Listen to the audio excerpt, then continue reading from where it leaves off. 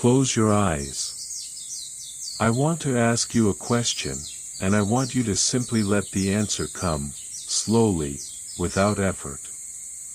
Why does an elephant never forget? It is one of the oldest sayings about any animal, repeated so often that most people assume it is simply a figure of speech, a charming exaggeration, the kind of thing people say about elephants the way they say a particular friend never forgets a birthday. It is not an exaggeration. It is, as far as the science can currently tell us, almost literally true. An elephant can remember the location of a single waterhole, visited only once, 30 years earlier.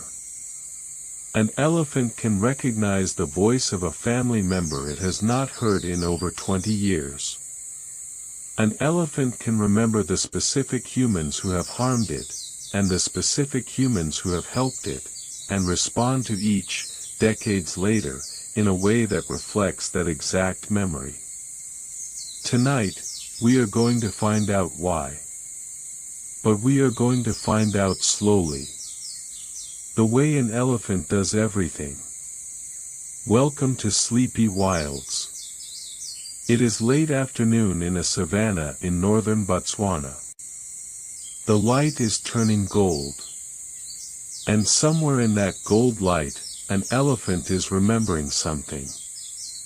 The savanna held its slow evening quiet around them. Nothing rushed. Nothing needed to. The herd remained close together, the way elephant herds always do, bound by bonds older than memory itself. The light continued its slow shift toward evening, gold deepening gently into amber across the wide open land. Somewhere nearby, the dry grass moved very slightly in a warm evening breeze, the only sound besides the soft breathing of the herd. The matriarch remained still, patient, exactly as she had been for most of her 51 years. The savanna held its slow evening quiet around them. Nothing rushed. Nothing needed to. She is a matriarch. That is the word used for the oldest female in an elephant herd, the one who leads it, the one whose memory the entire herd depends on for survival. She is approximately 51 years old. Elephants can live to be 60 or 70 in the wild, and a matriarch's value to her herd increases with every passing year, because every year adds more to what she remembers. She is standing at the edge of a dry riverbed. The riverbed has had no water in it for 4 months. But she remembers something about this place. 34 years ago, when she was a much younger elephant, not yet a mother, she came to this exact riverbed during a drought far worse than this one. And there, beneath a particular bend in the dry riverbed, beneath a layer of sand that looked, to any other observer, identical to all the surrounding sand, there was water. She was not yet leading anyone then. She was simply remembering what her own mother had shown her. And her mother had been shown the same place by her mother before that. The elephant stands at the riverbed now. She is about to use a memory that has been passed down, elephant to elephant, for longer than anyone has been counting.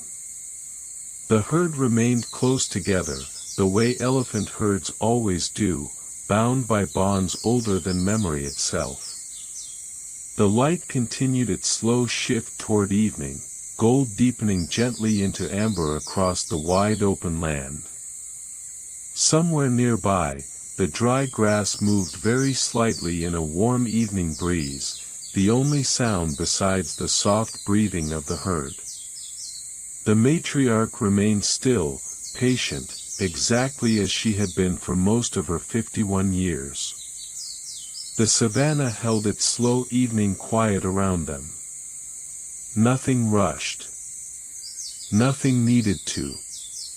The herd remained close together, the way elephant herds always do, bound by bonds older than memory itself. This is the part of the story where most explanations would tell you exactly how she does it. We will get there. But first, let her walk. She moves to the bend in the riverbed, her massive feet, each one capable of distributing her weight so efficiently that elephants can walk almost silently despite their size, pressing softly into the dry sand. Behind her, the rest of the herd has stopped. There are 9 of them. 2 other adult females. 3 juveniles. 3 calves, the youngest only 8 months old. They have stopped because she has stopped. This is what a herd does. It follows the matriarch's memory the way a person follows a map, except the map exists nowhere except inside her, built from decades of walking this same land, drought after drought, season after season, each crisis adding one more line to a mental geography that no other member of the herd possesses in full. She begins to dig. Her front feet, and then her trunk, working together, moving the dry sand aside in slow, deliberate movements. The herd watches. They have seen this before. Not at this exact spot. But they have seen the shape of this behavior. The digging. The patience. The certainty in her movements that says, without words, that she knows something the sand is hiding. The light continued its slow shift toward evening, gold deepening gently into amber across the wide open land. Somewhere nearby, the dry grass moved very slightly in a warm evening breeze, the only sound besides the soft breathing of the herd. The matriarch remained still, patient, exactly as she had been for most of her 51 years. The savannah held its slow evening quiet around them. Nothing rushed. Nothing needed to.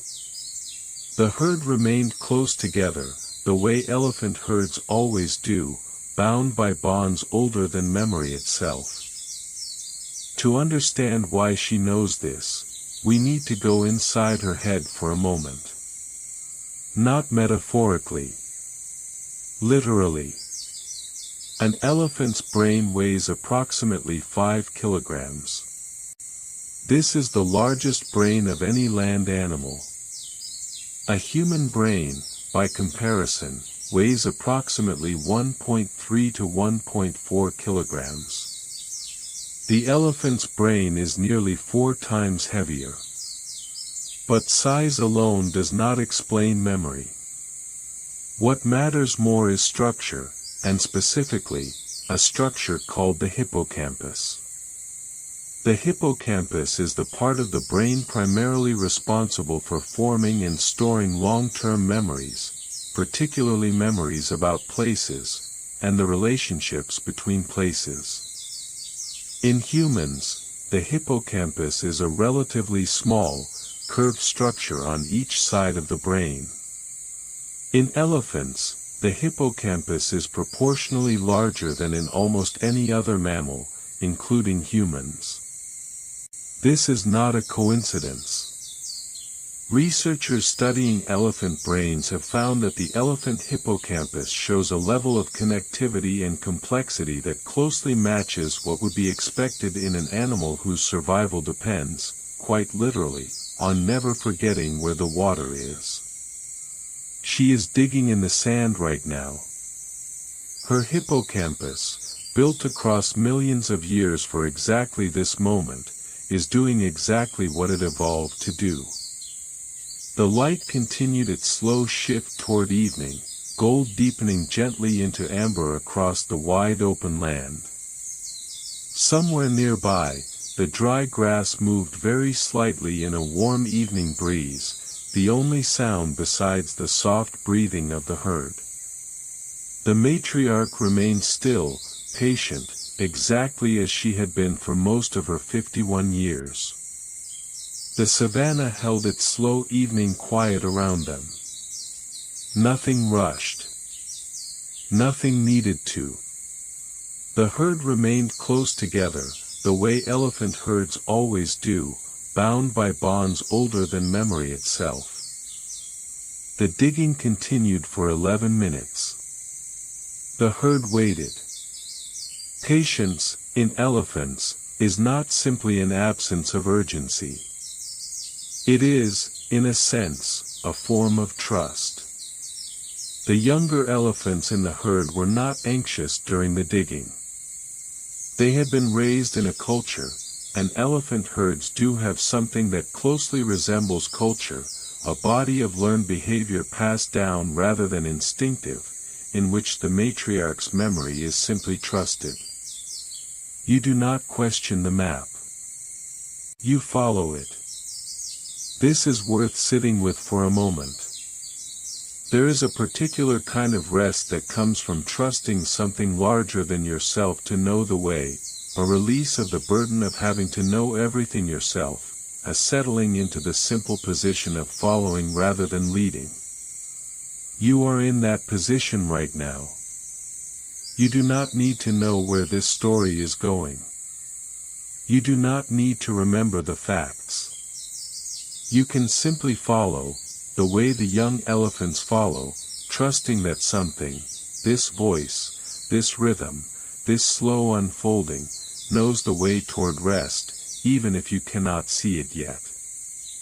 At the 11-minute mark, the sand beneath the matriarch's trunk darkened.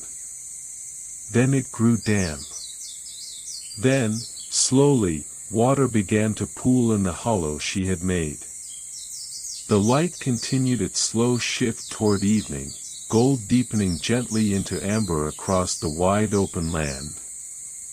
Somewhere nearby, the dry grass moved very slightly in a warm evening breeze, the only sound besides the soft breathing of the herd. The matriarch remained still, patient, exactly as she had been for most of her 51 years. The savannah held its slow evening quiet around them. Nothing rushed. Nothing needed to. The herd remained close together, the way elephant herds always do, bound by bonds older than memory itself. The herd moved forward. Not rushing. Elephants rarely rush toward water, even water this badly needed, after 4 months of drought. There is a kind of dignity in how they approach it, the calves first, gently guided by their mothers' trunks, then the juveniles, then the adult females, the matriarch herself often drinking last. The water that emerged from beneath the sand was cool and slightly mineral, filtered through layers of rock and sediment that had been holding it, unseen, for the entire dry season. This is not magic. It is hydrology. Many dry riverbeds in this part of Botswana have water flowing beneath their surface even during the driest months, a phenomenon understood by hydrologists and, independently, by elephants, for reasons that have nothing to do with each other and everything to do with survival. The elephants drank. The calves first. Then the others. The matriarch stood slightly apart, watching, her ears moving slowly in the warm evening air, fanning herself in the particular way elephants do when they are calm and unhurried. Her ears are enormous, each one roughly the size of a large tablecloth, and threaded with a dense network of blood vessels visible just beneath the skin. This is not decorative.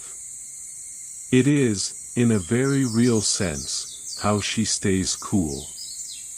The light continued its slow shift toward evening, gold deepening gently into amber across the wide open land. Somewhere nearby, the dry grass moved very slightly in a warm evening breeze, the only sound besides the soft breathing of the herd.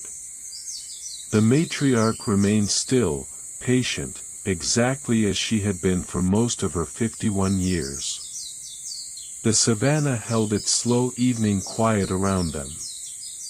Nothing rushed. Nothing needed to. The herd remained close together, the way elephant herds always do, bound by bonds older than memory itself. An elephant's ears are one of the most elegant cooling systems in the animal kingdom. African elephants live in some of the hottest environments on Earth, and unlike most mammals, they do not sweat in any meaningful way. Instead, they rely on their ears. Blood is pumped through the thin skin of the ears, where it is cooled by the surrounding air before returning to the body, lowering the elephant's overall temperature by several degrees. The constant slow flapping motion, which looks, to a casual observer, almost like a kind of unconscious habit, increases this cooling effect significantly. She is flapping her ears right now, here in the gold evening light, the air moving gently across the blood vessels just beneath the surface of that vast, thin skin. It is, in its way, a kind of breathing. A rhythm. In and out, though it is air across skin rather than air into lungs. Let your own breathing find a similar rhythm now. Slow. Unhurried. The kind of rhythm that does not exist to accomplish anything in particular, beyond simply maintaining the quiet, steady balance of a body at rest. The matriarch flapped her ears. The herd drank. The gold light deepened toward orange. The light continued its slow shift toward evening, gold deepening gently into amber across the wide open land. Somewhere nearby, the dry grass moved very slightly in a warm evening breeze, the only sound besides the soft breathing of the herd. The matriarch remained still, patient, exactly as she had been for most of her 51 years. The savannah held its slow evening quiet around them. Nothing rushed. Nothing needed to. The herd remained close together, the way elephant herds always do, bound by bonds older than memory itself. The light continued its slow shift toward evening, gold deepening gently into amber across the wide open land. While the herd drank, the matriarch's trunk moved gently through the air. An elephant's trunk is, by any reasonable measure, one of the most extraordinary appendages in the natural world. It contains no bone at all. It is composed of somewhere between 40 and 150,000 individual muscles, depending on how the muscle groups are counted, working together with extraordinary precision. It can lift objects weighing several hundred kilograms. It can also pick up a single blade of grass, or a coin, with the same trunk, within moments of each other. It is her nose. It is also, functionally, her hand. She uses it to drink, drawing water up into the trunk, which can hold up to roughly 8 liters at once, and then curling the trunk inward to pour the water into her mouth. She uses it to greet other elephants, intertwining her trunk with theirs in a gesture that closely resembles, in both function and apparent emotional content, a human embrace. She uses it to comfort the calves, resting it gently across their backs when they are distressed.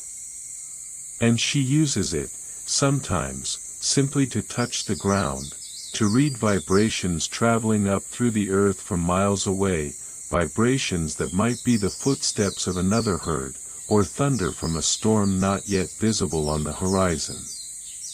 She touched the ground now. There was nothing unusual in the vibrations. The herd was safe. Somewhere nearby, the dry grass moved very slightly in a warm evening breeze, the only sound besides the soft breathing of the herd. The matriarch remained still, patient, exactly as she had been for most of her 51 years. The savannah held its slow evening quiet around them. Nothing rushed. Nothing needed to. The herd remained close together, the way elephant herds always do, bound by bonds older than memory itself. As the evening deepened and the herd continued to drink and rest near the newly opened water, a younger female elephant, one of the matriarch's own daughters, now in her 20s, approached and gently touched her trunk to the matriarch's face. This is a recognized elephant behavior, observed and documented across numerous field studies.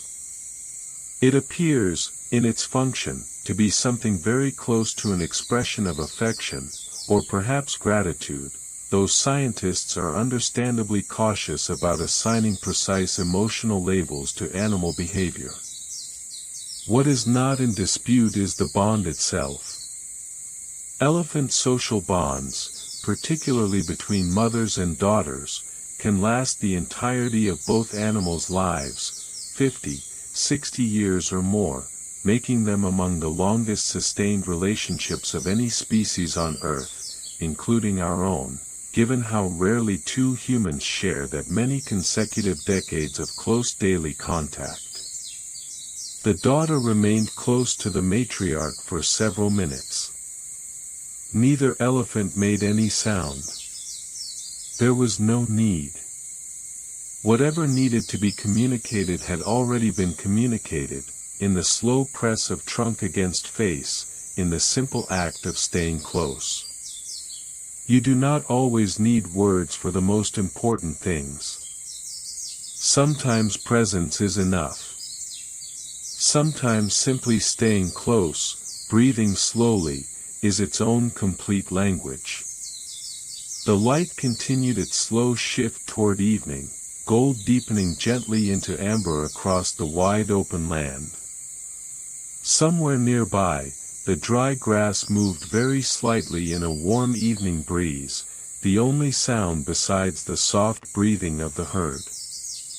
The matriarch remained still, patient, exactly as she had been for most of her 51 years. The savannah held its slow evening quiet around them. Nothing rushed. Nothing needed to. If you are still here, 10 minutes or so into this story, then you already know more about why an elephant never forgets than almost anyone you will ever meet. You know about the hippocampus, proportionally larger than almost any other mammals. You know about the 34-year-old memory of water beneath sand that looked, to any other eye, exactly like every other patch of sand around it. You know about the trunk, boneless and impossibly precise, capable of lifting a tree branch and picking up a single seed within the same minute.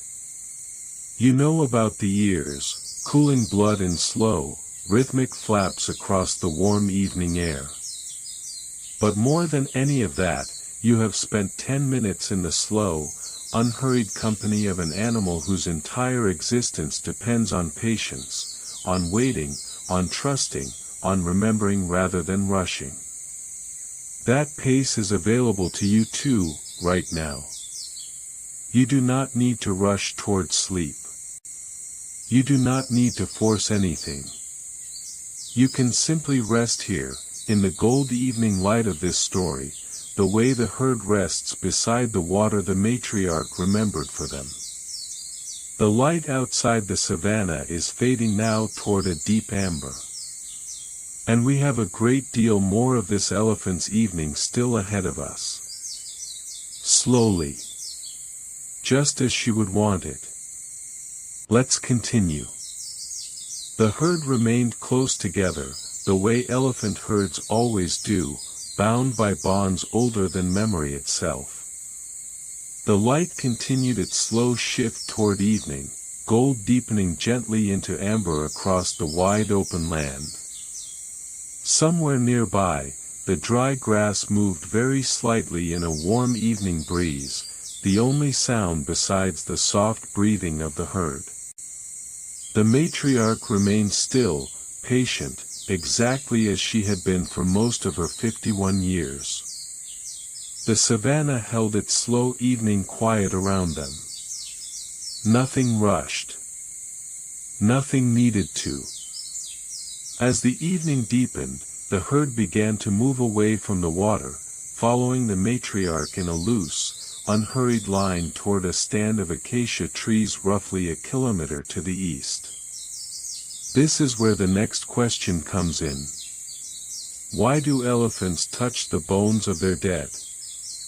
It sounds, at first, like the kind of thing that might be exaggerated in the telling, a piece of folklore dressed up as fact. But it has been documented, repeatedly, by researchers who have spent decades following wild elephant herds across Africa. Elephants that encounter the skeleton of another elephant, even one they did not know, even one long dead, the bones bleached pale by years of sun, will often stop.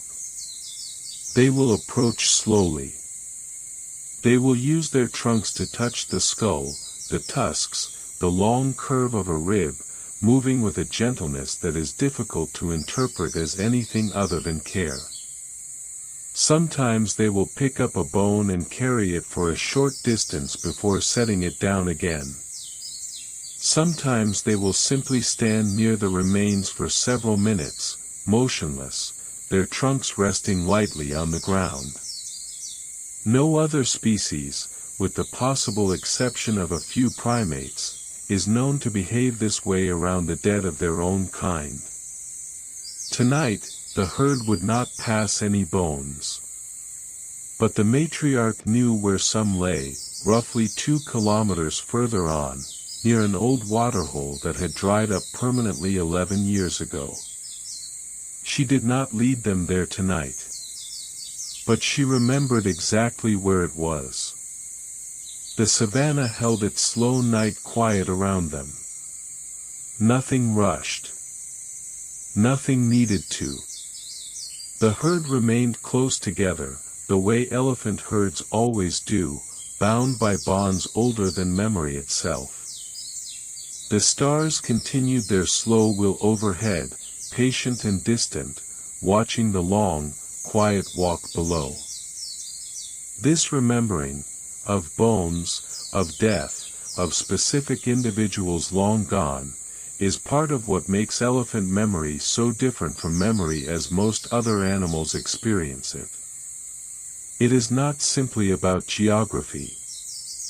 It is not simply about which waterhole has water and which does not. It is, in a very real sense, historical. The matriarch remembers her own mother, who died when the matriarch was 23. She remembers the particular sound of her mother's voice, and elephants do have individually distinct voices, a combination of rumbles, trumpets and infrasonic calls that other elephants can recognize and distinguish, much the way you can recognize a familiar human voice in a crowded room. She remembers a drought, 19 years ago, in which 3 calves from the herd did not survive. She remembers the specific tree under which her first calf was born, 31 years ago, a calf who is, tonight, walking somewhere beside her, now an adult female with calves of her own. All of this is held inside her, layered and accessible, the way the rings of a very old tree hold the record of every season it has lived through. The herd walked on through the gathering dusk. The light had turned from gold to a deep, soft orange, the kind of light that makes the whole savannah look as though it is remembering something too. Somewhere nearby, the dry grass moved very slightly in the cool night air, the only sound besides the soft breathing of the herd. The matriarch remained steady, patient, leading exactly as she had led for nearly 3 decades. The savannah held its slow night quiet around them. Nothing rushed. Nothing needed to. The herd remained close together, the way elephant herds always do, bound by bonds older than memory itself. The stars continued their slow wheel overhead, patient and distant, watching the long, quiet walk below. Let's pause here for a moment and turn toward the second question for tonight. What happens when a herd walks 50 kilometers in a single night? It happens more often than you might think, particularly during the dry season, when matriarchs lead their herds on long overnight journeys between widely scattered sources of food and water, journeys timed, very deliberately, to avoid the worst heat of the day. Elephants can walk at a steady pace of around 6 kilometers an hour for extended periods, covering ground with a quiet, rolling gait that looks unhurried but eats up distance with remarkable efficiency. A 50-kilometer night walk, then, takes roughly 8 hours, almost exactly the length of a long night's sleep for a human, except that for the herd, it is spent entirely in motion, beneath a sky full of stars, following a route held entirely inside the memory of one elephant. Tonight's walk would not be 50 kilometers. But it would be a long one, perhaps 20, perhaps 25, toward a second, more reliable water source that the matriarch knew would still be flowing even after 4 months without rain. She turned, almost imperceptibly, a few degrees to the south. The herd turned with her. No words were exchanged. None were needed. Somewhere nearby, the dry grass moved very slightly in the cool night air, the only sound besides the soft breathing of the herd. The matriarch remained steady, patient, leading exactly as she had led for nearly 3 decades. The savannah held its slow night quiet around them. Nothing rushed. Nothing needed to. The herd remained close together, the way elephant herds always do, bound by bonds older than memory itself. The stars continued their slow wheel overhead, patient and distant, watching the long, quiet walk below. You might be wondering, as the herd settles into its long walk through the deepening dusk, how 9 elephants spread out across open savanna manage to stay together, especially once true darkness falls and the visual cues that might otherwise guide them disappear entirely. This brings us to the third question of tonight's story. Why can elephants hear with their feet? It is not, strictly speaking, hearing in the way we usually mean it, not sound captured by the ears. It is something closer to a sixth sense, built from specialized structures in the feet and trunk that are sensitive to vibration traveling through solid ground. Elephants produce extremely low-frequency calls, infrasound, below the range of human hearing, that can travel for several kilometers through the air, and considerably further through the earth itself. The fatty tissue in an elephant's feet, along with sensitive structures called Pacinian corpuscles, can detect these ground-borne vibrations and transmit the information up through the leg bones to the inner ear, allowing an elephant to sense the presence, direction, and even rough size of another herd from a distance no human instrument, until recently, could match. Right now, somewhere beyond the horizon, another, smaller herd was moving in roughly the same direction. The matriarch felt it first, a faint, rhythmic pulse rising up through the soles of her feet, steady and familiar. She recognized it. It was a herd she had crossed paths with many times before. Somewhere nearby, the dry grass moved very slightly in the cool night air, the only sound besides the soft breathing of the herd. The matriarch remained steady, patient, leading exactly as she had led for nearly 3 decades. The savannah held its slow night quiet around them. Nothing rushed. Nothing needed to. Let your own awareness soften now, the way the matriarch's awareness softens when she reads these distant signals, not straining to detect anything, simply open, simply receiving whatever quiet information happens to arrive. You do not need to listen for anything specific. You do not need to track anything. Simply let whatever sounds exist around you, the hum of a fan, the creak of a house settling, the distant sound of traffic, or simply the sound of your own breath, pass through your awareness the way the vibrations pass through the matriarch's feet, noticed, understood, and then released, without effort, without needing to hold on to any of it. The other herd was perhaps 4 kilometers away now, moving on a course that would bring the two groups close, though not directly together. This did not concern the matriarch. Elephant herds frequently cross paths with other related or familiar herds, particularly around shared water sources, and the encounters are rarely anything other than calm, sometimes even warm, marked by the same gentle trunk-touching greetings the daughter had shared with her mother earlier in the evening. The night deepened around them. The first stars had begun to appear, faint and scattered, in a sky still holding the last pale traces of the sunset along the western horizon. The herd walked on. The herd remained close together, the way elephant herds always do, bound by bonds older than memory itself. The stars continued their slow wheel overhead, patient and distant, watching the long, quiet walk below.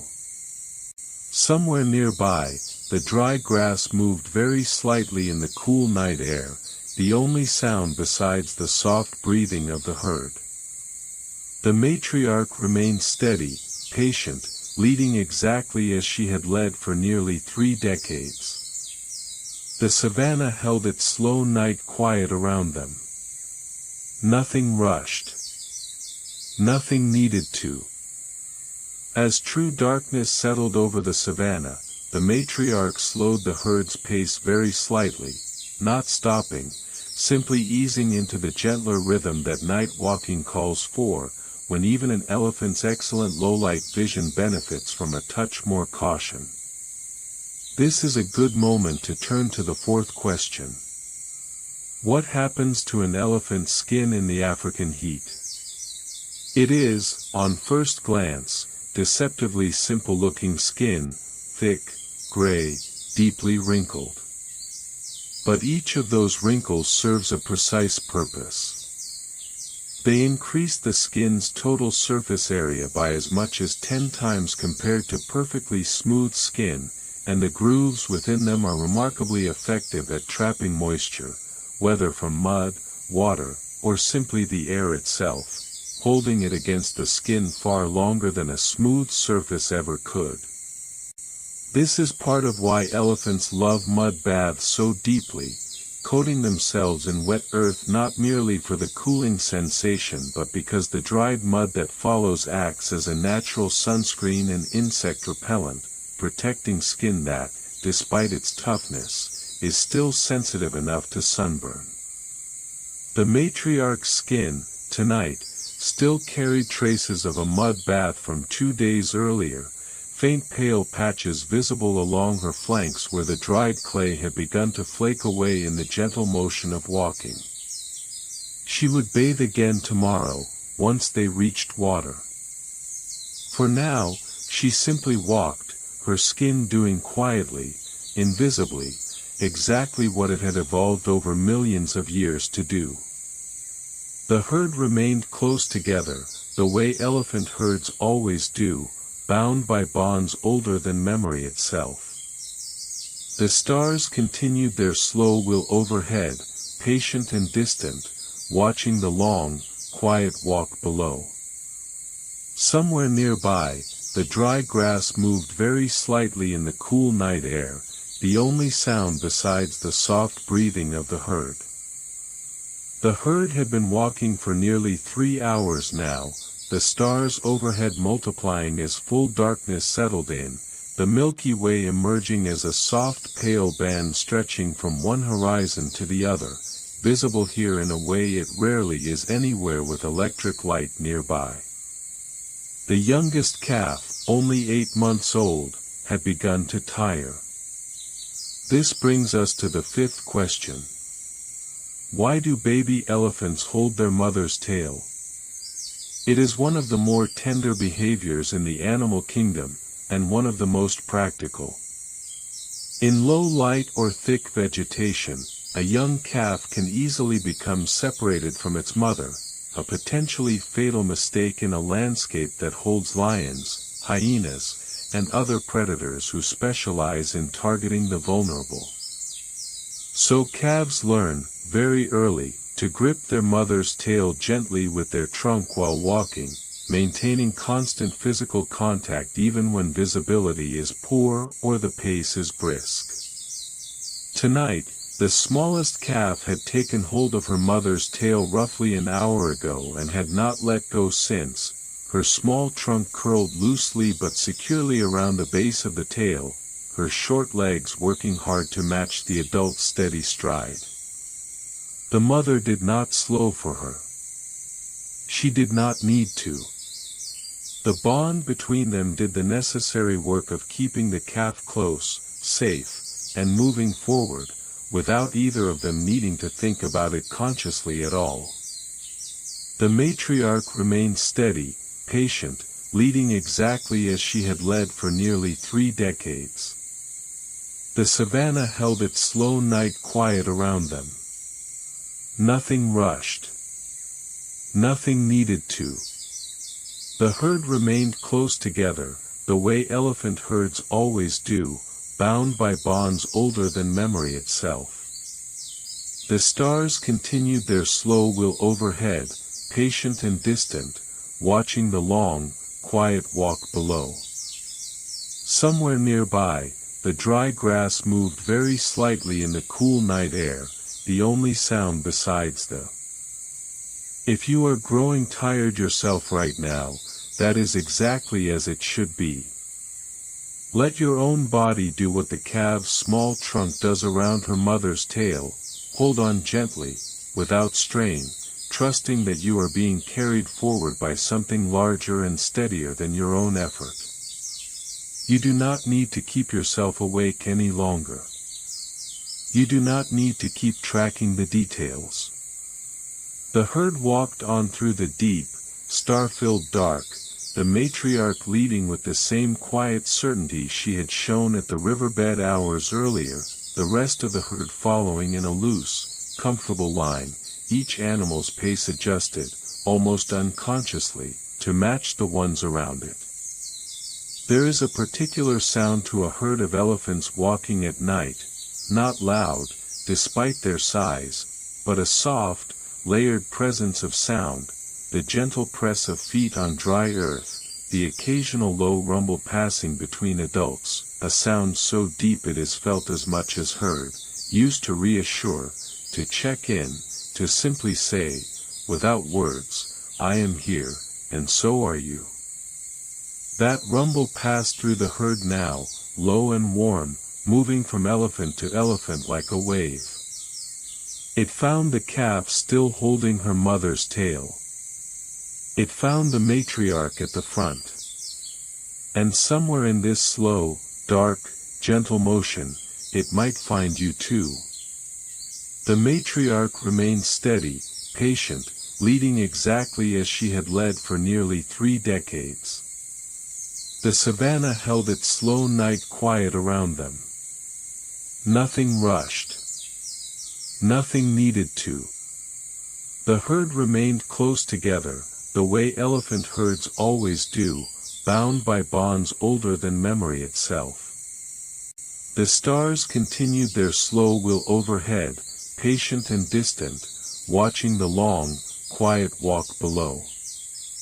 Somewhere nearby, the dry grass moved very slightly in the cool night air, the only sound besides the soft breathing of the herd. Roughly 4 hours into the walk, the herd reached the crest of a low, wide ridge, barely a hill, more a long, gentle swell in the land, from which the second water source, the one the matriarch had been leading them toward all night, became faintly visible in the distance, a dark, irregular shape catching the faint starlight, perhaps 3 kilometers further on. This brings us to the sixth and final question of tonight's story. What happens when an elephant reaches a watering hole after days of walking? The answer, more often than not, is something unexpectedly gentle. Elephants are not the only species that depends on a given waterhole, and when multiple species arrive at once, antelope, zebra, sometimes even predators who have, for the moment, set aside their usual roles, there is, surprisingly often, a kind of unspoken truce that settles over the water's edge. Thirst, it seems, creates its own quiet diplomacy. The herd would not reach the water tonight. Not for several more hours yet. But the matriarch had seen it now, confirmed by her own eyes what her memory had already told her would be there, and something in her pace eased very slightly, not faster, simply more settled, the particular ease of a traveler who has glimpsed the end of a long journey and can now walk the remaining distance without any further uncertainty. The herd continued down the far side of the ridge. The stars wheeled slowly overhead. The matriarch remained steady, patient, leading exactly as she had led for nearly 3 decades. The savannah held its slow night quiet around them. Nothing rushed. Nothing needed to. The herd remained close together, the way elephant herds always do, bound by bonds older than memory itself. The stars continued their slow wheel overhead, patient and distant, watching the long, quiet walk below. We have now spent 20 parts of this story together, and you know, by this point, most of what there is to know about why an elephant never forgets. You know about the hippocampus, vast and intricately connected. You know about water remembered across 34 years, and bones touched with a gentleness that looks remarkably like grief. You know about 50-kilometer night walks, feet that hear, skin that holds the desert's moisture in its deep wrinkles, and a calf's small trunk curled trustingly around her mother's tail. But more than any single fact, I hope you have absorbed something else tonight, the particular quality of patience that runs through every part of an elephant's life. The willingness to walk for hours without hurrying. The trust placed, generation after generation, in a memory built slowly and carried with enormous care. That patience is available to you too, right now, in this quiet room, wherever you are. You do not need to hurry toward sleep. You do not need to force anything.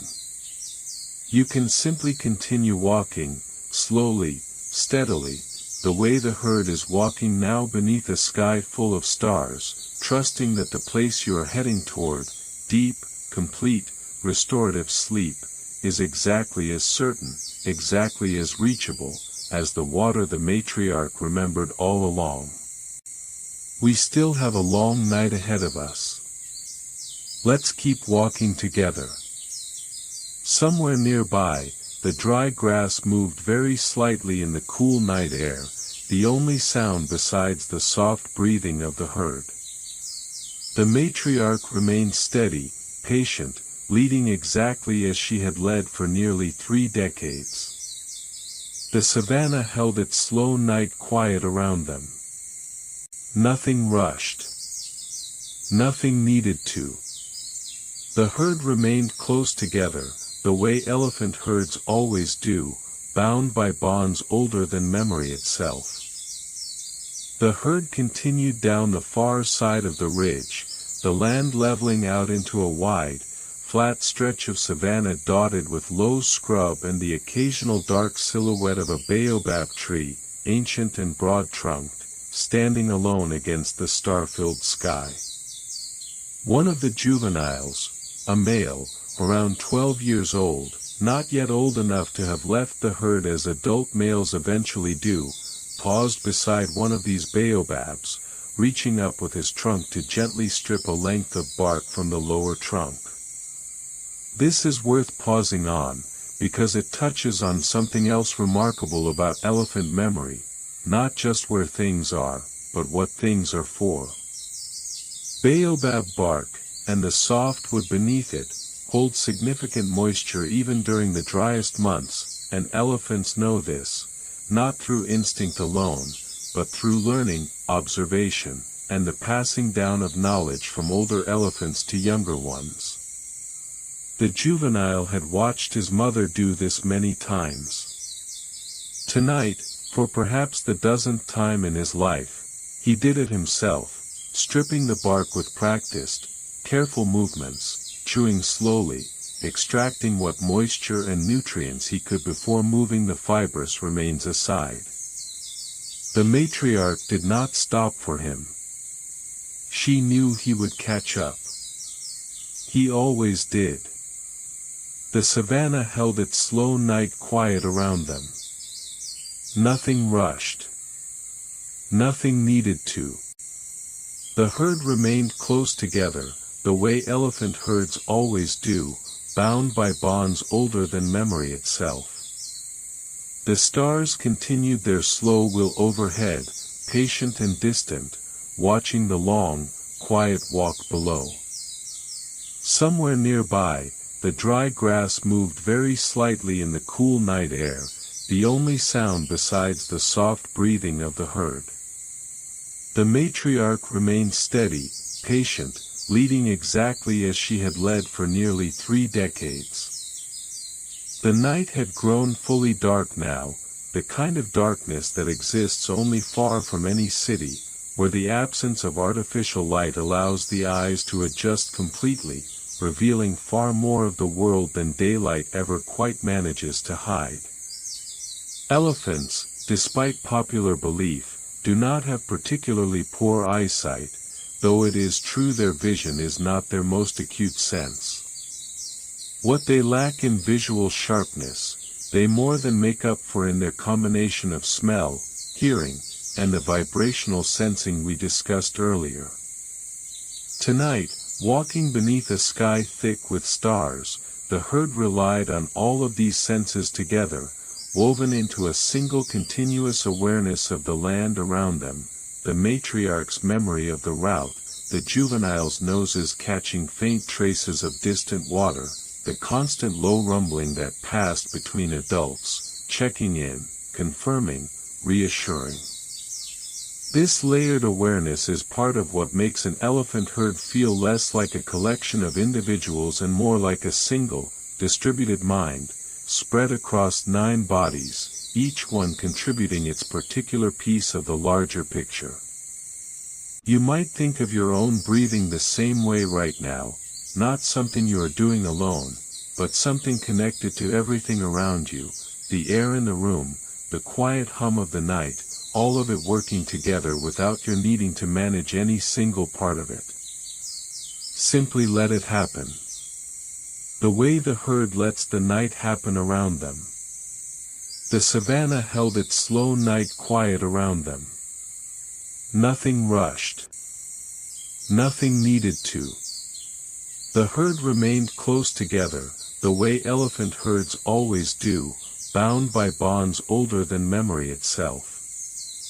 The stars continued their slow wheel overhead, patient and distant, watching the long, quiet walk below.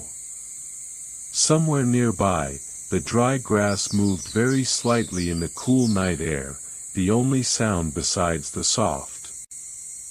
At some point in the deep middle of the night, the matriarch herself likely had no precise sense of the hour, time being measured by elephants more in the rhythm of light and dark than in any numbered clock. The herd paused for a rest. This is different from sleep, though sleep was part of it.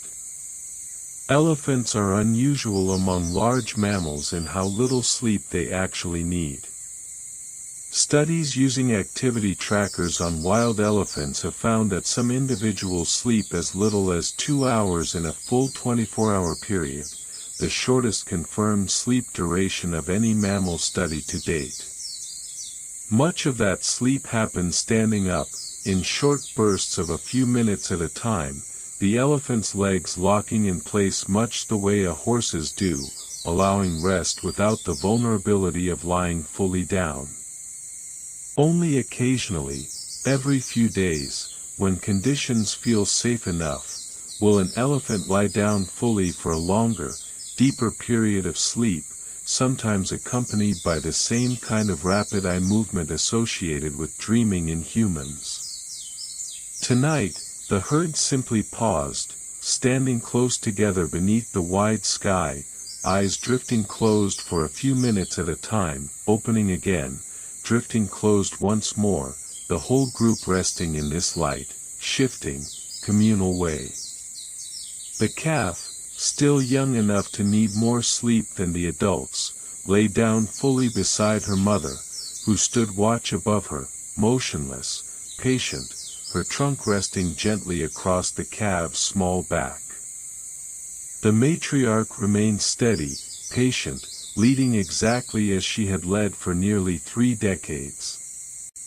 The savannah held its slow night quiet around them. Nothing rushed. Nothing needed to. The herd remained close together, the way elephant herds always do, bound by bonds older than memory itself. The stars continued their slow wheel overhead, patient and distant, watching the long, quiet walk below. There is something worth noticing in that image, the small calf lying fully asleep on the ground, vulnerable in a way the standing adults are not, while her mother stands guard above her, needing so little rest herself that she can give the calf this gift of complete, undefended sleep. You do not need to stand guard over your own rest tonight. There is nothing here that needs watching. You can let yourself go all the way down, the way the calf goes down, completely, without holding anything back, trusting that whatever needs to remain alert in the world will do so without your help. The night around the herd was utterly still. Far in the distance, almost too faint to register, a lion called once, a low, rolling sound that traveled for kilometers across the flat land before fading into silence again. The matriarch's ears moved slightly toward the sound. She assessed it, the way she assessed everything, calmly, without panic, too far away to be any immediate concern, simply one more piece of information in the vast, layered awareness she carried of everything around her. The lion did not call again. The night settled back into its deep, patient quiet. The calf slept on. Somewhere nearby, the dry grass moved very slightly in the cool night air, the only sound besides the soft breathing of the herd. The matriarch remained steady, patient, leading exactly as she had led for nearly 3 decades. The savannah held its slow night quiet around them. Nothing rushed. Nothing needed to. The herd remained close together, the way elephant herds always do, bound by bonds older than memory itself. The stars continued their slow wheel overhead, patient and distant, watching the long, quiet walk below.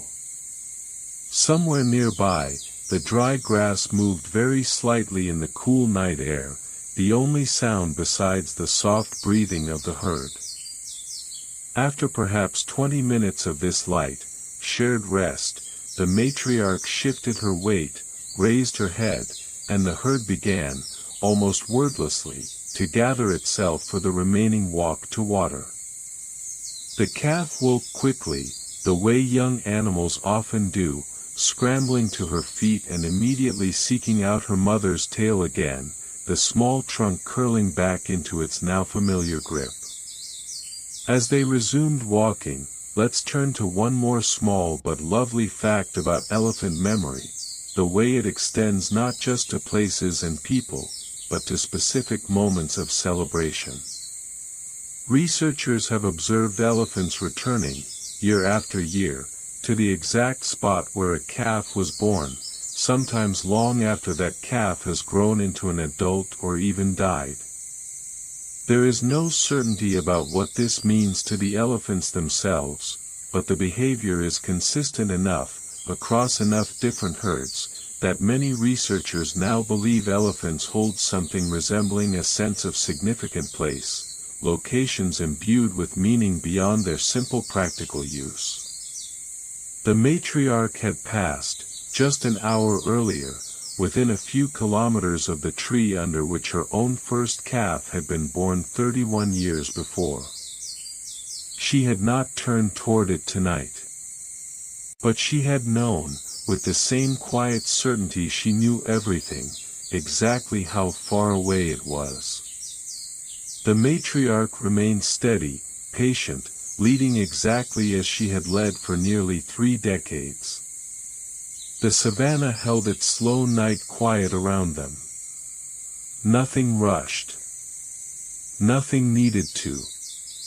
The herd remained close together, the way elephant herds always do, bound by bonds older than memory itself. The stars continued their slow wheel overhead, patient and distant, watching the long, quiet walk below. Somewhere nearby, the dry grass moved very slightly in the cool night air, the only sound besides the soft breathing of the herd. The herd walked on through what was now the deepest part of the night, the stars at their highest, brightest point, the Milky Way a soft, pale river stretching directly overhead. If you are still listening, your own night has likely deepened too, your breathing slower now than when this story began, your body settling more fully into whatever surface is holding you. That is exactly as it should be. Let's turn, gently, to the last piece of tonight's question: why does an elephant never forget, by considering not just what elephants remember, but how long that memory lasts, and what it means for the ones who carry it. A matriarch's memory is not simply personal. It is, in a very real sense, a kind of inheritance, built from her own experiences, yes, but also shaped by everything her mother showed her, and her mother's mother before that, stretching back through generations in an unbroken chain of transmitted knowledge. When a matriarch dies, that chain does not simply end. It passes, imperfectly but substantially, to the next most experienced female in the herd, usually her eldest daughter, who carries forward whatever portion of that vast inherited memory she has had the years to absorb. Tonight's matriarch had received her own knowledge this way, decades ago, from a mother she still, in quiet moments, seemed to remember vividly. The matriarch remained steady, patient, leading exactly as she had led for nearly 3 decades. The savannah held its slow night quiet around them. Nothing rushed. Nothing needed to. The herd remained close together, the way elephant herds always do, bound by bonds older than memory itself.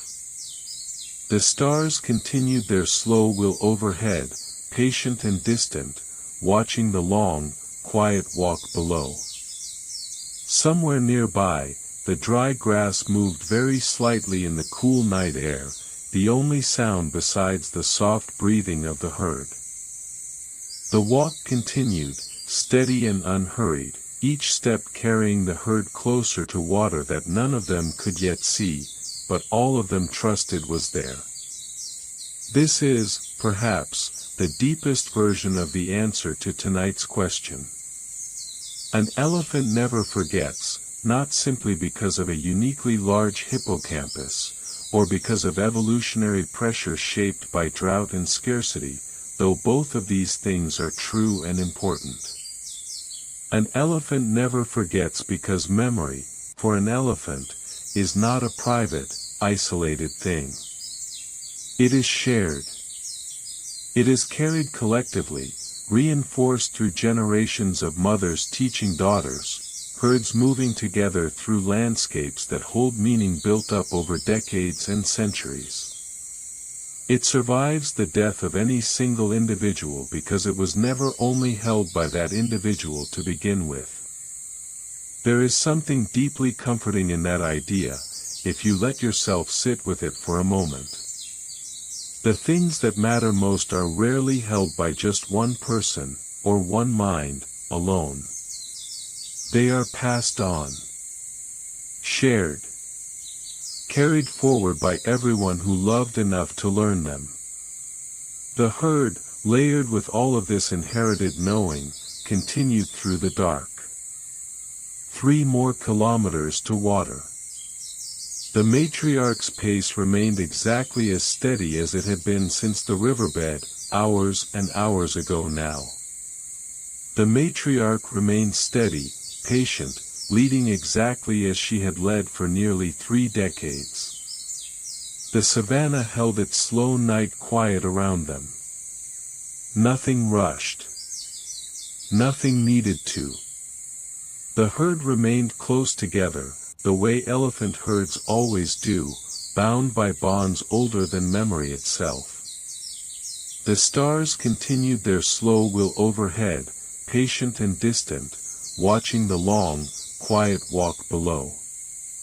Somewhere nearby, the dry grass moved very slightly in the cool night air, the only sound besides the soft breathing of the herd.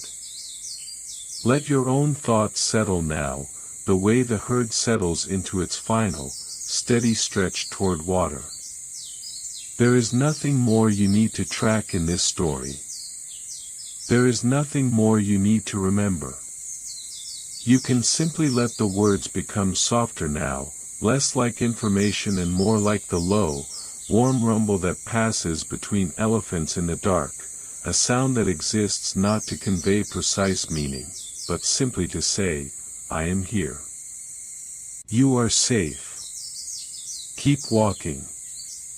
We are almost there. The savannah around the herd had grown utterly silent except for the soft, steady fall of feet on dry earth, and the occasional low rumble of reassurance passing between the adults. The youngest calf, walking now with her eyes half closed, trunk still looped securely around her mother's tail, was nearly asleep on her feet, her small body swaying gently with each step, carried forward more by trust than by full wakefulness. You can let yourself be carried the same way now. You do not need to stay fully awake for the rest of this story. You can drift, the way the calf drifts, safe and held, trusting completely in the steady rhythm carrying you forward. The matriarch remained steady, patient, leading exactly as she had led for nearly 3 decades. The savannah held its slow night quiet around them. Nothing rushed. Nothing needed to. The herd remained close together, the way elephant herds always do, bound by bonds older than memory itself. The stars continued their slow wheel overhead, patient and distant, watching the long, quiet walk below. Somewhere nearby, the dry grass moved very slightly in the cool night air, the only sound besides the soft breathing of the herd. The matriarch remained steady, patient, leading exactly as she had led for nearly 3 decades. The savannah held its slow night quiet around them. Nothing rushed. Nothing needed to. In the far distance now, faint but unmistakable, the matriarch caught the first true scent of water, not the memory of water, not the trust that water would be there, but the actual, present scent of it, carried toward her on a light night breeze. She lifted her trunk slightly, drawing in the scent more fully, confirming what her decades of memory had already promised her. The herd, sensing the shift in her posture, the subtle change in her pace, seemed to lift too, a kind of quiet anticipation moving through the group without any single elephant needing to announce it. Soon, they would arrive. Soon, the long night's walking would resolve into the simple, deep satisfaction of cool water, of mud to bathe in, of rest finally, fully earned. But that arrival is still a little further ahead of us tonight. For now, there is only this, the steady rhythm of feet on dark earth, the stars wheeling slowly overhead, the calf drifting in and out of sleep against her mother's tail, and the matriarch leading them all forward with the same patient, unshakable certainty she has carried for 51 years. If you have not already drifted off yourself, you are very close now. Let the last of your thoughts soften, the way the desert night softens everything it touches. The herd remained close together, the way elephant herds always do, bound by bonds older than memory itself. The stars continued their slow wheel overhead, patient and distant, watching the long, quiet walk below. Somewhere nearby, the dry grass moved very slightly in the cool night air, the only sound besides the soft breathing of the herd. The matriarch remained steady, patient, leading exactly as she had led for nearly 3 decades. The savannah held its slow night quiet around them. Nothing rushed. Nothing needed to. The herd was close now, close enough that even the youngest among them, half asleep on her feet, seemed to sense it, her small ears flicking gently at the strengthening scent of water on the breeze. That is, in many ways, the heart of why an elephant never forgets. Not magic. Not mystery, exactly, though it can feel like one. Simply patience, expressed as memory, carried forward across decades, shared between mothers and daughters, herds and generations, never held alone, never truly lost. But the night was not over yet. There was still water to reach. There was still a great deal more of this matriarch's long memory still waiting, quietly, to be discovered, if you are willing to keep walking a little further with her. The herd continued down a gentle slope, the ground here slightly softer underfoot, the dry season grass thinning into patches of bare red earth where countless other animals had worn paths over countless other years. The matriarch knew this ground intimately. She had crossed it perhaps 200 times in her life. Each crossing had added one more thin layer to the memory she now carried of exactly where the ground was firm, and where it was not, and where, many years ago, a young elephant from another herd had once stumbled into a hidden depression and needed help climbing free. She steered slightly to avoid that same depression now. It had not held water in a decade. But she remembered it anyway. The savannah held its slow night quiet around them. Nothing rushed. Nothing needed to. The herd remained close together, the way elephant herds always do, bound by bonds older than memory itself. The stars continued their slow wheel overhead, patient and distant, watching the quiet water below. Somewhere nearby, the reeds moved very slightly in the cool night air, the only sound besides the soft breathing of the herd. As the herd continued, let's turn to one more question that often surprises people, not about memory directly, but about something closely connected to it. Why do elephants seem to recognize themselves?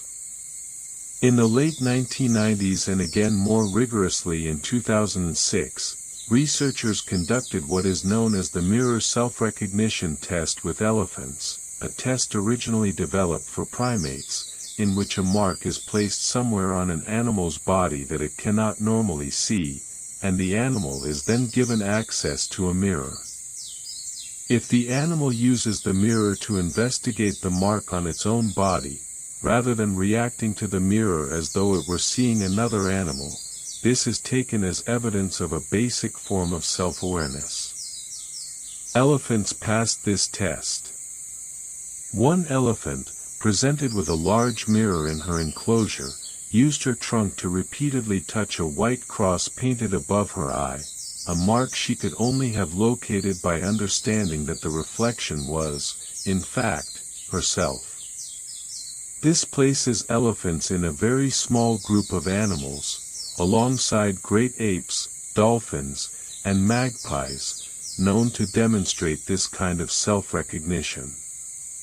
It suggests something remarkable, that the vast, detailed memory an elephant carries is not simply a catalogue of external facts. It includes, in some meaningful sense, an awareness of the self holding all of it. The matriarch walking through the dark tonight is not simply remembering. She knows, in whatever way an elephant knows anything, that it is her doing the remembering. The matriarch remains steady, patient, watching over the herd exactly as she had for 51 years. The savannah held its slow night quiet around them. Nothing rushed. Nothing needed to. The herd remained close together, the way elephant herds always do, bound by bonds older than memory itself. This kind of self-awareness, layered onto decades of accumulated memory, may help explain another behavior researchers have long puzzled over, the apparent capacity of elephants to experience something resembling grief. We touched earlier on how elephants behave around the bones of their dead. But the grief, where it exists, often begins much sooner than that, immediately, in fact, around the body of a recently deceased herd member. Field researchers have documented elephants standing vigil beside dying or recently dead companions for hours, sometimes touching the body gently and repeatedly with their trunks, sometimes attempting, futilely, to lift a fallen elephant back to its feet, sometimes simply standing close, motionless, for long stretches of time. Calves have been observed remaining beside a dead mother for days, reluctant to leave even as the rest of the herd begins, eventually, to move on. The matriarch walking tonight had experienced this herself, more than once across her 51 years. She did not think of it now, in any way we could meaningfully describe. But it was there, somewhere within the vast layered structure of everything she carried, not as an active thought, but as part of the deep architecture of who she had become. Memory, for an elephant, is never only about facts. It is about everything that mattered enough to be kept. The stars continued their slow wheel overhead, patient and distant, watching the quiet water below. Somewhere nearby, the reeds moved very slightly in the cool night air, the only sound besides the soft breathing of the herd. The matriarch remained steady, patient, watching over the herd exactly as she had for 51 years. The savannah held its slow night quiet around them. Nothing rushed. Nothing needed to. The herd remained close together, the way elephant herds always do, bound by bonds older than memory. The herd's pace had settled into something almost ceremonial now, slow and deliberate, the water scent growing steadily stronger with every step. Let your own pace settle the same way. There is no need to rush toward sleep, just as there is no need for the herd to rush toward water they know, with complete certainty, they will reach. The night around them remained vast and quiet, the stars at their highest point now, indifferent and beautiful, scattered across more sky than most people ever take the time to really look at. Somewhere behind the herd, perhaps a kilometer back, the juvenile male who had stopped to strip baobab bark earlier was catching up at last, his pace quickened slightly to close the gap, the soft thud of his feet on dry earth the only urgency in an otherwise entirely unhurried night. He reached the rear of the herd within a few minutes.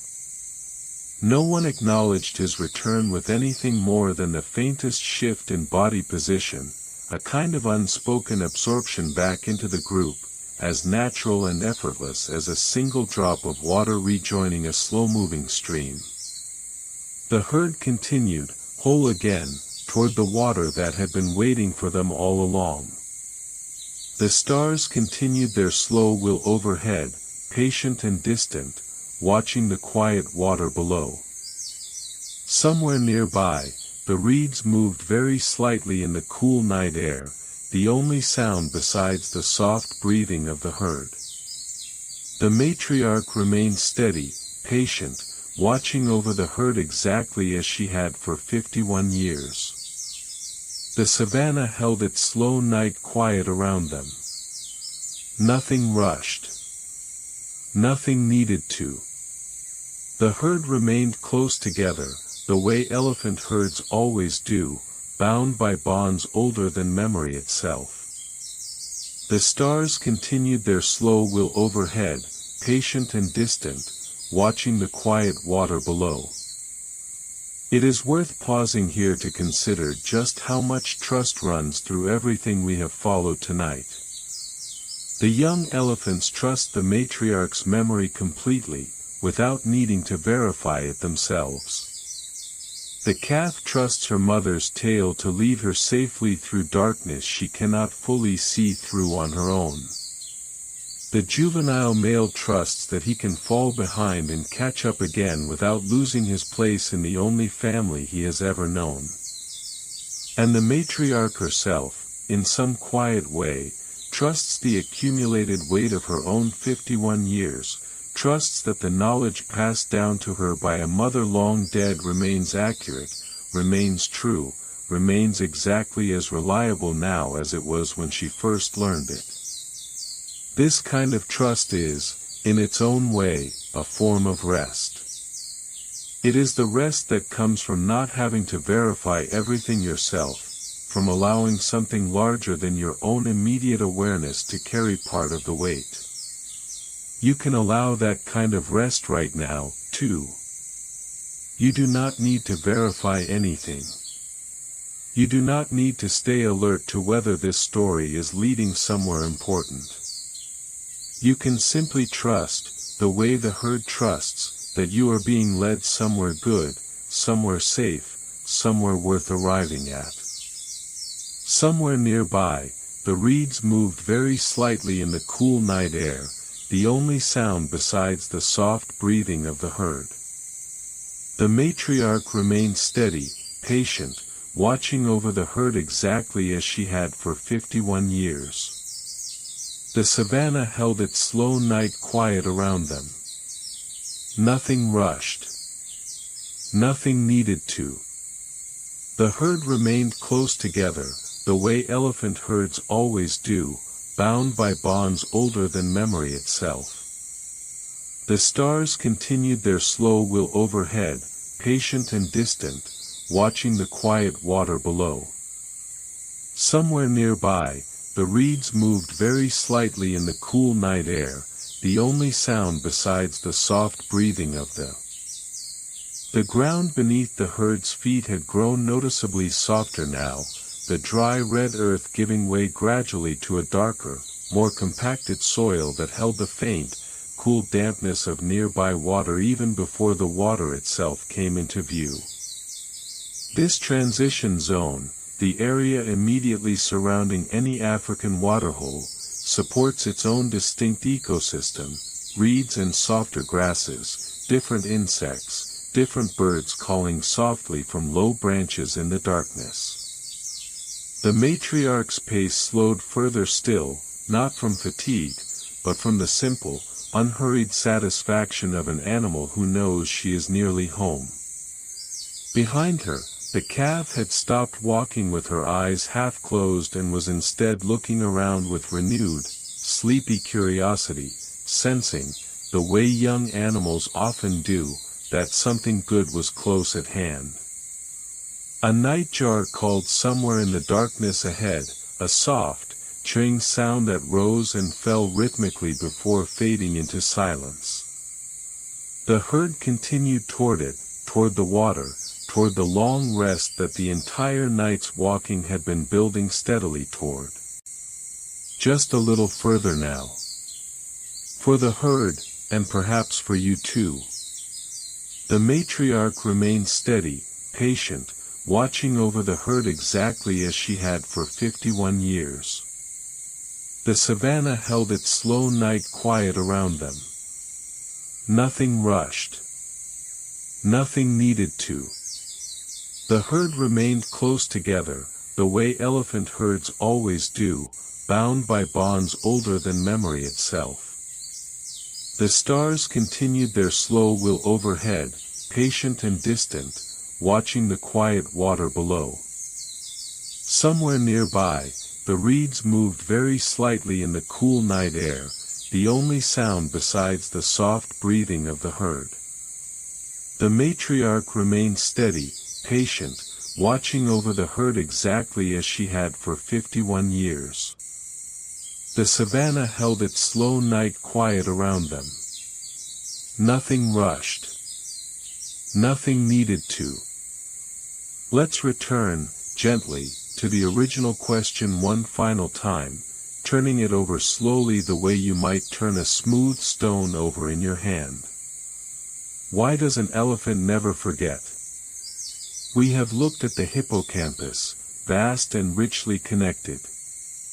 We have looked at water remembered across 34 years, bones touched with something like grief, 50-kilometer walks guided by feet that sense the earth itself. We have looked at self-recognition, at inherited knowledge passed mother to daughter across unbroken generations. But perhaps the simplest answer, the one that holds all the others inside it, is this: an elephant remembers because elephants need each other to survive, and memory is what makes that mutual need possible. A young elephant who could not trust her mother's memory would not survive a serious drought. A herd that could not carry forward the accumulated knowledge of its oldest members would lose, generation after generation, the very information it depends on most.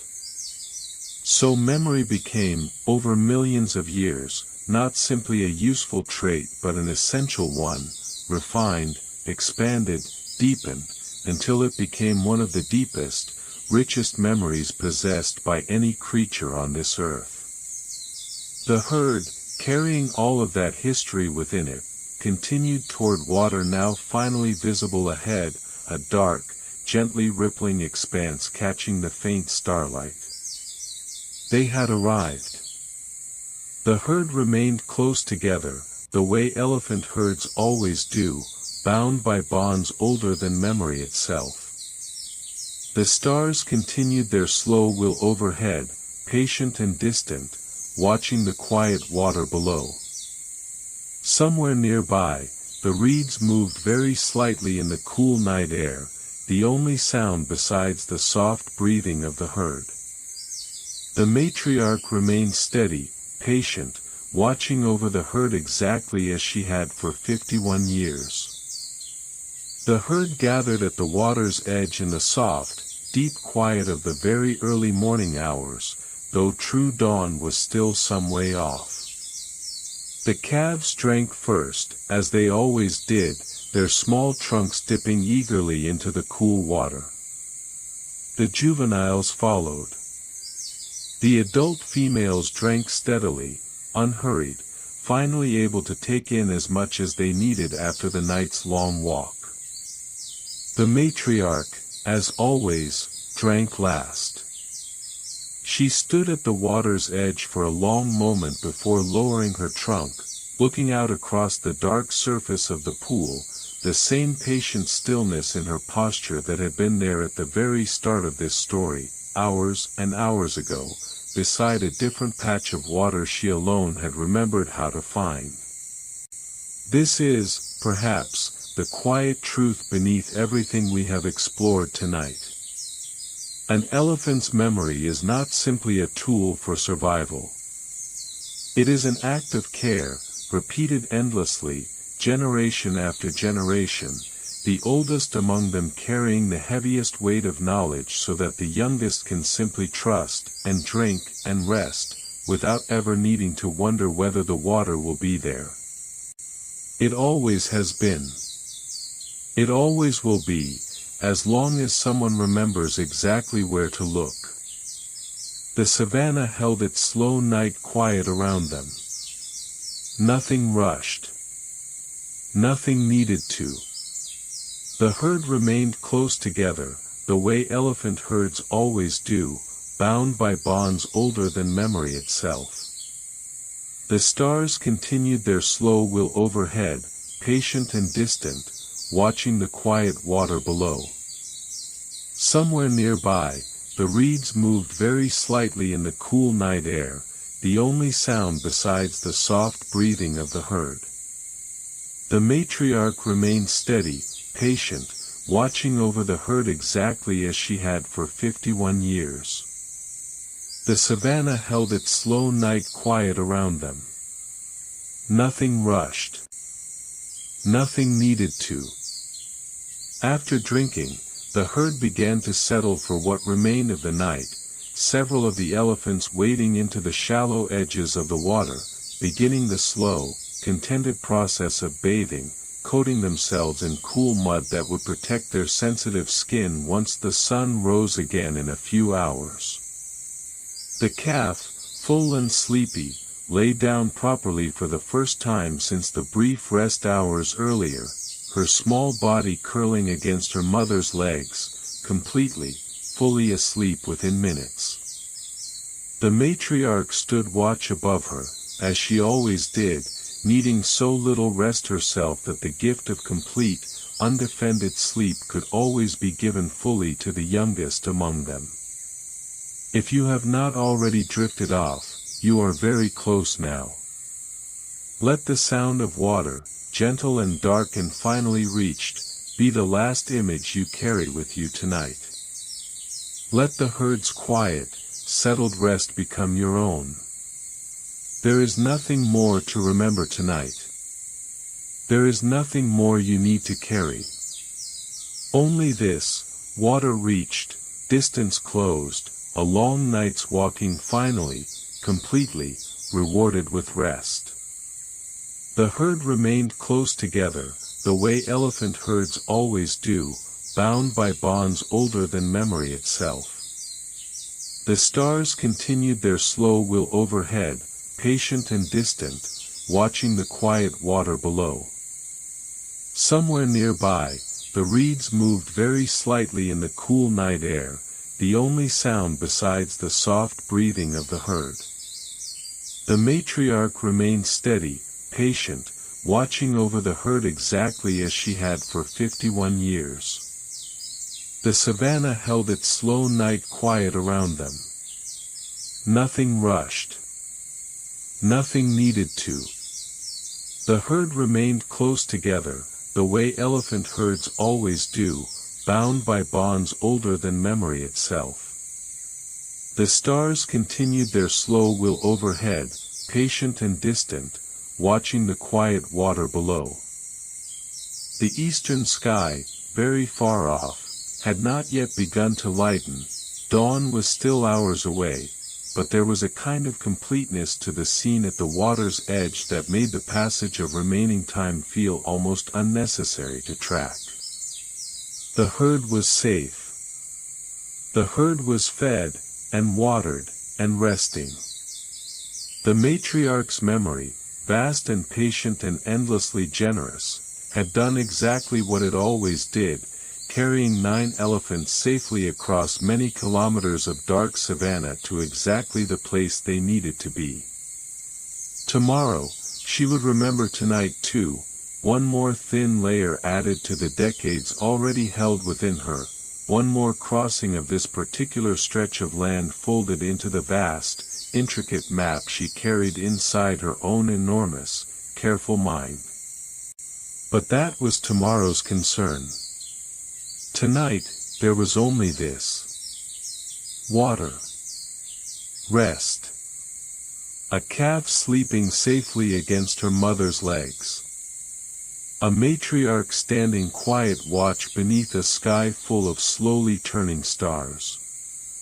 And somewhere, in a much smaller, much quieter version of the same deep peace, you, finally, completely, at rest. Somewhere nearby, the reeds moved very slightly in the cool night air, the only sound besides the soft breathing of the herd. The matriarch remained steady, patient, watching over the herd exactly as she had for 51 years. The savanna held its slow night quiet around them. Nothing rushed. Nothing needed to. The herd remained close together, the way elephant herds always do, bound by bonds older than memory itself. The stars continued their slow wheel overhead, patient and distant, watching the quiet water below. Somewhere nearby, the reeds moved very slightly in the cool night air, the only sound besides the soft breathing of the herd. The matriarch remained steady, patient, watching over the herd exactly as she had for 51 years. We will stay with the herd a little longer yet, here at the water's edge, in the deep, settled quiet of the very last hours before dawn. You have walked a long way with them tonight. You have learned, slowly and gently, why an elephant never forgets, through memory carried across generations, water remembered across decades, bones touched with grief, feet that hear the earth itself, and a love so deep it survives the death of any single elephant who ever held it. But there is still more of this quiet night left to share, and the herd, resting now at the water's edge, has more still to teach us, even in stillness. The matriarch stood a little apart from the others, her trunk resting loosely at her side, her eyes half closed in the particular way elephants rest when they are deeply, completely safe. Around her, the bathing elephants continued their slow, contented work, coating themselves layer by layer in cool protective mud, the soft sucking sound of mud against thick skin one of the few sounds breaking the night's profound quiet. The calf slept on, curled against her mother's legs. The stars continued their unhurried turn overhead.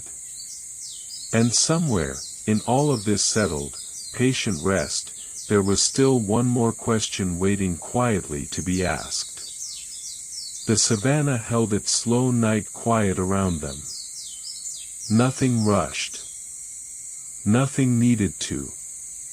The herd remained close together, the way elephant herds always do, bound by bonds older than memory itself. The stars continued their slow wheel overhead, patient and distant, watching the quiet water below. Somewhere nearby, the reeds moved very slightly in the cool night air, the only sound besides the soft breathing of the herd. The matriarch remained steady, patient, watching over the herd exactly as she had for 51 years. The savanna held its slow night quiet around them. Nothing rushed. Nothing needed to. Why do elephants rumble? We touched on this earlier, the low, warm sound passing between adults during the long night's walk, but it deserves a closer, slower look now, in this quiet moment at the water's edge.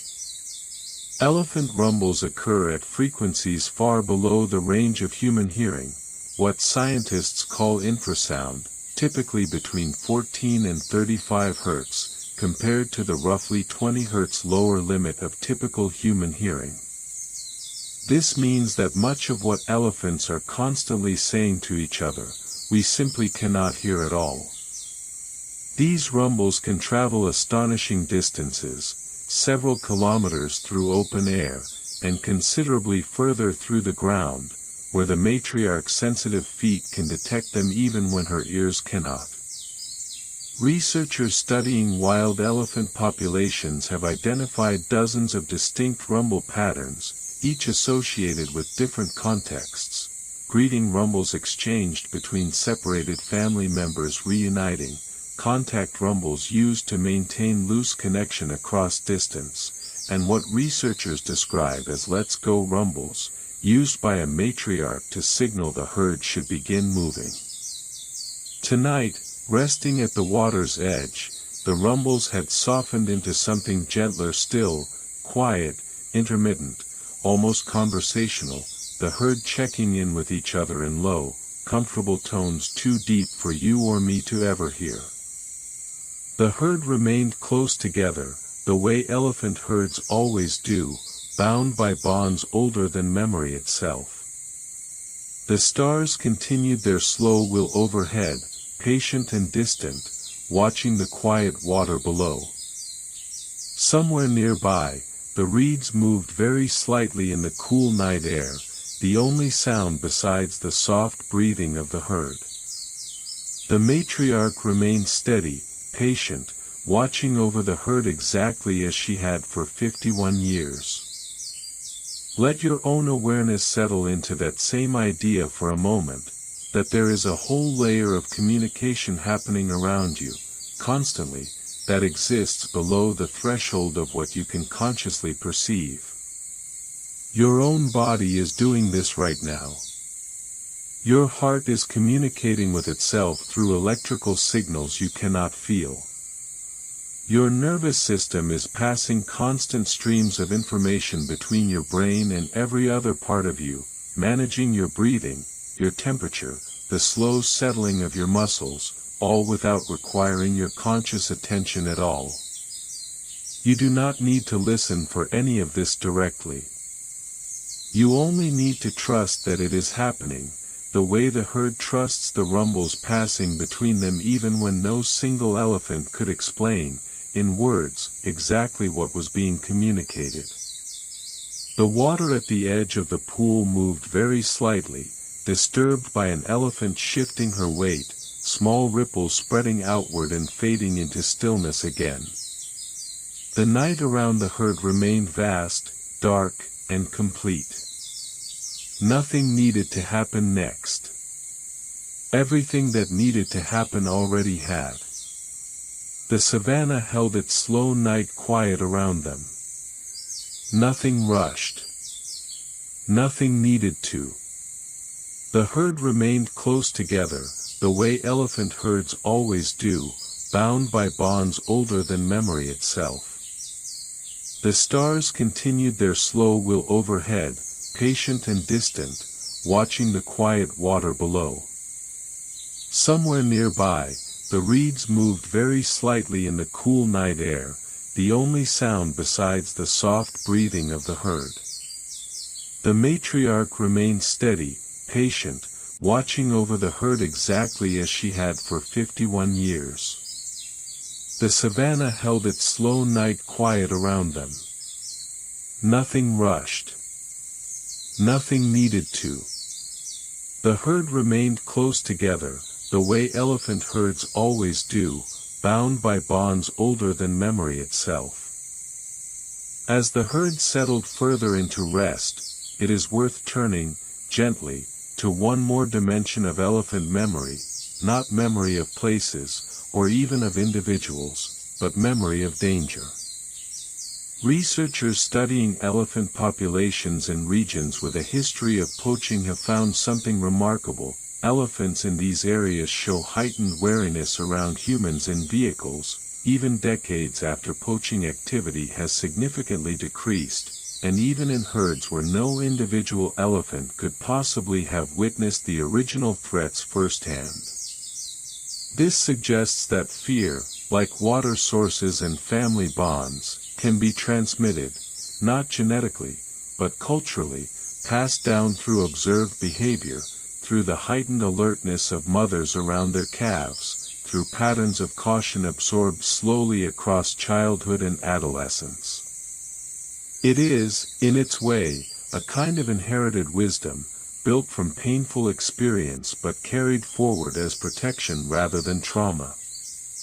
Tonight, in this particular stretch of protected savanna, there had been no poaching activity for many years. The herd rested without that particular vigilance weighing on them, the matriarch's memory holding instead only the gentler knowledge of water, and food, and the safe, familiar landscape of her long life.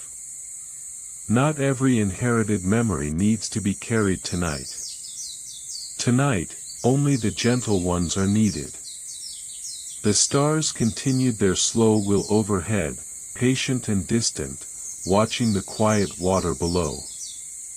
Somewhere nearby, the reeds moved very slightly in the cool night air, the only sound besides the soft breathing of the herd. The matriarch remained steady, patient, watching over the herd exactly as she had for 51 years. The savanna held its slow night quiet around them. Nothing rushed. Nothing needed to. The first, faintest suggestion of approaching dawn had not yet touched the eastern sky, but something in the quality of the deep night had begun, almost imperceptibly, to shift, not lightning exactly, simply the way the deepest part of any long night eventually begins, very slowly, to lean toward its end. The herd did not sense this yet, not consciously.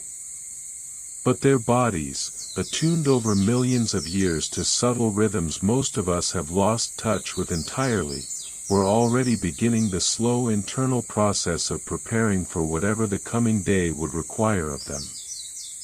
For now, though, there was still time.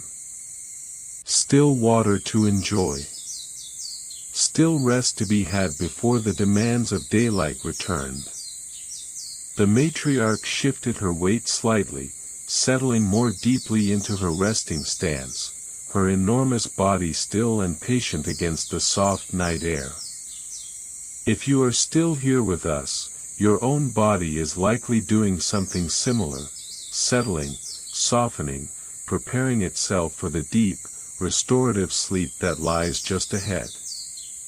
You do not need to do anything to help this process along. Your body already knows exactly how.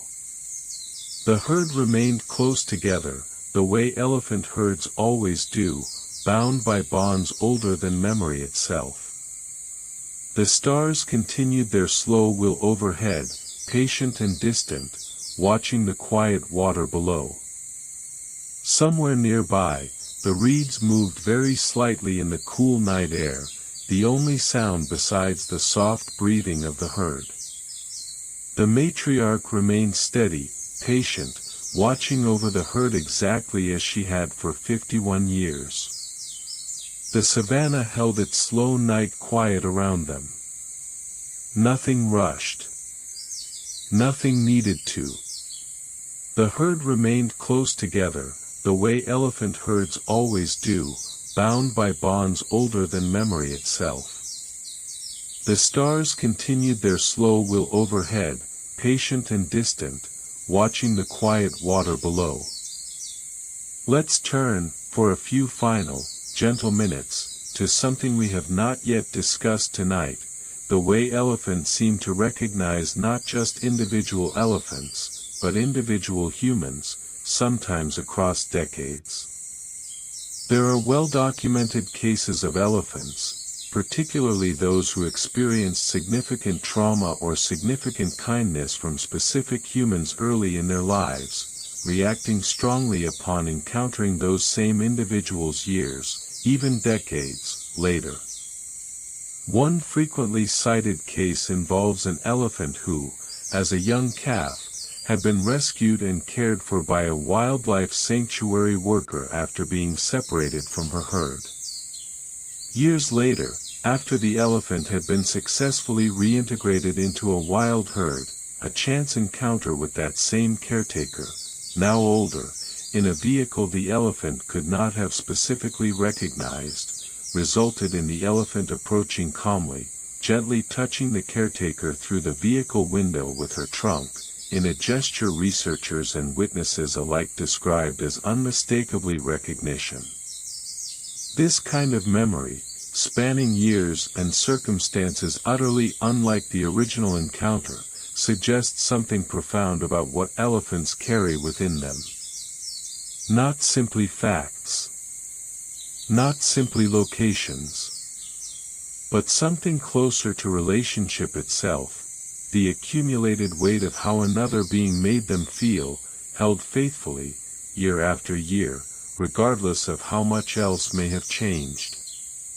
Somewhere nearby, the reeds moved very slightly in the cool night air, the only sound besides the soft breathing of the herd. The matriarch remained steady, patient, watching over the herd exactly as she had for 51 years. The savannah held its slow night quiet around them. Nothing rushed. Nothing needed to. The herd remained close together, the way elephant herds always do, bound by bonds older than memory itself. This brings us, gently, back to where we began tonight. Why does an elephant never forget? Because, in the end, memory and love are not so very different from one another. To remember someone, truly, completely, across years and distance and change, is itself a form of devotion. The matriarch's memory of water is not separate from her care for her herd. The elephant's recognition of a kind human, years later, is not separate from the gratitude that memory still carries within it. Memory, for an elephant, is simply love, given enough time and enough patience to become permanent. The herd rested now at the water's edge, each member carrying their own portion of this vast, shared inheritance, water remembered, danger understood, kindness recognized, family bonds honored across decades. And somewhere within all of that immense, patient remembering, there was room, too, for simple rest. For closed eyes. For trust, finally, completely given over to the night. The matriarch closed her eyes a little more fully now. She, too, was allowed to rest. The stars continued their slow wheel overhead, patient and distant, watching the quiet water below. Somewhere nearby, the reeds moved very slightly in the cool night air, the only sound besides the soft breathing of the herd. The matriarch remained steady, patient, watching over the herd exactly as she had for 51 years. The savannah held its slow night quiet around them. Nothing rushed. Nothing needed to. The herd remained close together, the way elephant herds always do, bound by bonds older than memory itself. The stars continued their slow wheel overhead, patient and distant, watching the quiet water below. Somewhere nearby, the reeds moved very slightly in the cool night air, the only sound besides the soft breathing of the herd. The night around the water's edge remained deep and quiet, the kind of quiet that exists only in truly wild places, far from roads, far from light, far from anything that might interrupt the slow, ancient rhythm of a herd finally, completely at peace. The calf, fast asleep against her mother's legs, twitched very slightly, perhaps dreaming, in whatever way young elephants dream, of the day's walking, of water finally reached, of the safe, warm presence of her mother always close beside her. The juveniles had settled too, scattered loosely around the matriarch in the comfortable, unconcerned proximity that only deep trust allows.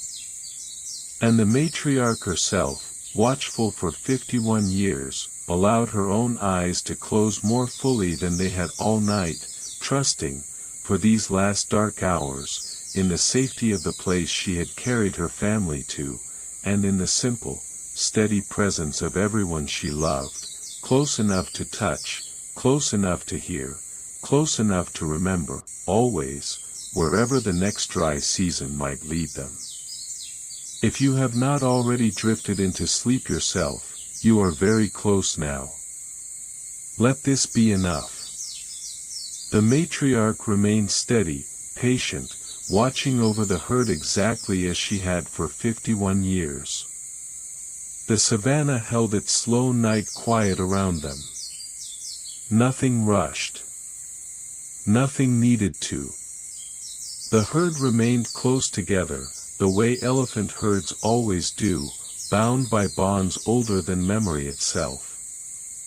The stars continued their slow wheel overhead, patient and distant, watching the quiet water below. Somewhere nearby, the reeds moved very slightly in the cool night air, the only sound besides the soft breathing of the herd. The matriarch remained steady, patient, watching over the herd exactly as she had for 51 years. The savannah held its slow night quiet around them. Nothing rushed. Nothing needed to. There is nothing more this story needs to give you tonight. You have walked across an entire savannah with this herd, through gold afternoon light and deep starlit darkness, past dry riverbeds holding 34-year-old memories and baobab trees offering their hidden moisture, all the way to water finally, faithfully, found exactly where it was always going to be. You have learned why an elephant never forgets. But more importantly, you have spent this time resting alongside creatures who understand, perhaps better than almost any other animal on this earth, the deep value of patience, of trust, of carrying what matters forward with infinite care. Let that patience settle into you now. Let that trust become your own. There is nothing left to remember. There is nothing left to carry. Only rest, complete and uncomplicated, waiting for you the same way water waited, faithfully, for a herd who never doubted, not once, that it would be there. The herd remained close together, the way elephant herds always do, bound by bonds older than memory itself. The stars continued their slow wheel overhead, patient and distant, watching the quiet water below. Somewhere nearby, the reeds moved very slightly in the cool night air, the only sound besides the soft breathing of the herd. The matriarch remained steady, patient, watching over the herd exactly as she had for 51 years. The savannah held its slow night quiet around them. Nothing rushed. Nothing needed to. The herd remained close together, the way elephant herds always do, bound by bonds older than memory itself. The stars continued their slow wheel overhead, patient and distant, watching the quiet water below. Somewhere nearby, the reeds moved very slightly in the cool night air, the only sound besides the soft breathing of the herd.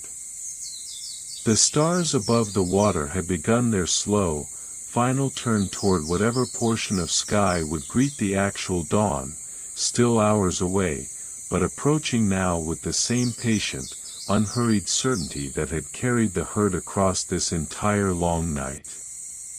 The water lay still and dark, holding within its quiet surface the faint reflection of more stars than most people ever pause to count. The herd rested around it, each member settled into whatever version of sleep or near sleep suited them best, the calf fully unconscious, the juveniles drifting lightly, the matriarch herself, finally, allowing real rest to settle fully into her enormous, patient body. This is where we leave them. Not at an ending, exactly, because the herd story continues tomorrow, and the day after, and for as many years as this matriarch's memory holds steady, guiding them faithfully from one season to the next. But for tonight, this is enough. Water reached. Family close. Rest, finally, complete. The matriarch remained steady, patient, watching over the herd exactly as she had for 51 years. The savannah held its slow night quiet around them. Nothing rushed. Nothing needed to. The herd remained close together, the way elephant herds always do, bound by bonds older than memory itself. The stars continued their slow will overhead, patient and distant, watching the quiet water below. Somewhere nearby, the reeds moved very slightly in the cool night air, the only sound besides the soft breathing of the herd. The matriarch remained steady, patient, watching over the herd exactly as she had for 51 years. The savannah held its slow night quiet around them. Nothing rushed. Nothing needed to. The herd remained close together, the way elephant herds always do, bound by bonds older than memory itself. We will leave the herd here, resting together at the water's edge, beneath a sky just beginning, very gently, to lean toward morning. You have spent a long, slow night with them, and I hope, somewhere along the way, you found your own answer settling alongside theirs. That memory, at its deepest, is simply another word for love, patiently carried, faithfully kept, never truly lost as long as someone remembers to pass it on. The matriarch's eyes are closed now. The calf sleeps soundly against her mother's legs. The water holds its quiet reflection of the stars. And you, too, have arrived exactly where you needed to be tonight, held, safe, and finally, completely at rest. You do not need to remember anything else. You only need to let go, the way the whole herd has let go, trusting fully in a night that has carried them, gently and faithfully, all the way home. Sleep well. Good night, from sleepy wilds. The herd rests. And so, at last, do you. The stars continued their slow will overhead, patient and distant, watching the quiet water below. Somewhere nearby, the reeds moved very slightly in the cool night air, the only sound besides the soft breathing of the herd. The matriarch remained steady, patient, watching over the herd exactly as she had for 51 years. The savannah held its slow night quiet around them. Nothing rushed. Nothing needed to. The herd remained close together, the way elephant herds always do, bound by bonds older than memory itself. The stars continued their slow will overhead, patient and distant, watching the quiet water below. Somewhere nearby, the reeds moved very slightly in the cool night air, the only sound besides the soft breathing of the herd. The matriarch remained steady, patient, watching over the herd exactly as she had for 51 years.